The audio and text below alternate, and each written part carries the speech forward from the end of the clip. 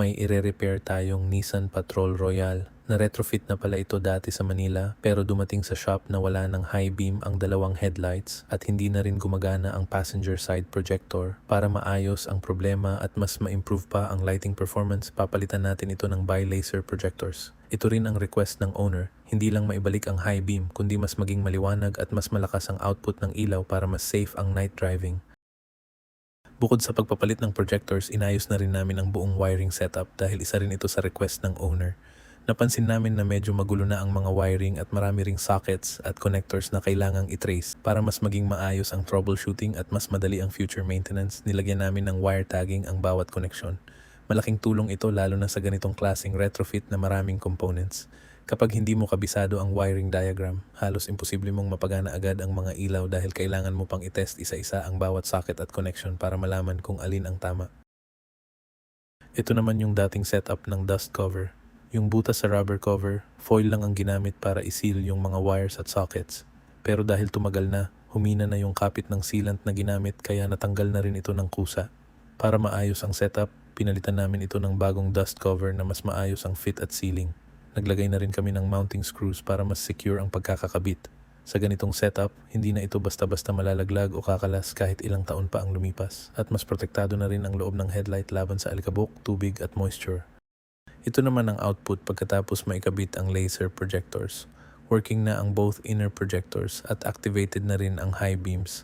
Sabay-sabay nang gumagana ang lahat ng 4 na projectors. May 4 na low beams at 4 na high beams na after makumpleto ang setup kaya mas maliwanag, mas malapad at mas maganda na ang beam pattern. Medyo tricky i-align ang headlight na ito using the manual adjusters dahil separate ang low beam and high beam assembly.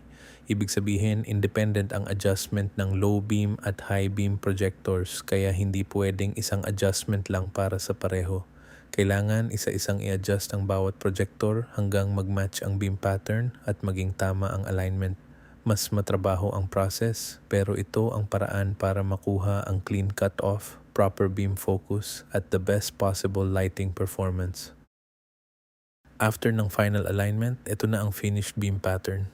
Perfectly aligned na at merged na ang cut-off ng lahat ng 4 na projectors kaya imbes na 4 na magkakahiwalay na beam pattern ang makita, iisa na lang ang malinis at pantay na cut-off line.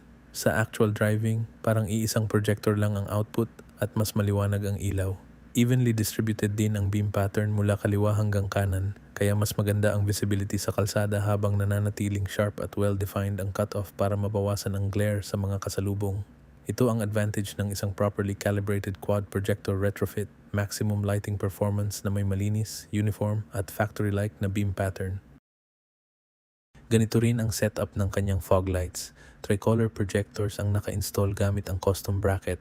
Gumamit kami ng custom bracket para ma-fit ng maayos ang projectors at ma-fix ang alignment nito. Ibig sabihin, wala nang built-in adjusters ang fog light setup na ito kaya during installation pa lang sinisigurado na namin na tama ang aiming at alignment para makuha ang pinakamagandang beam pattern.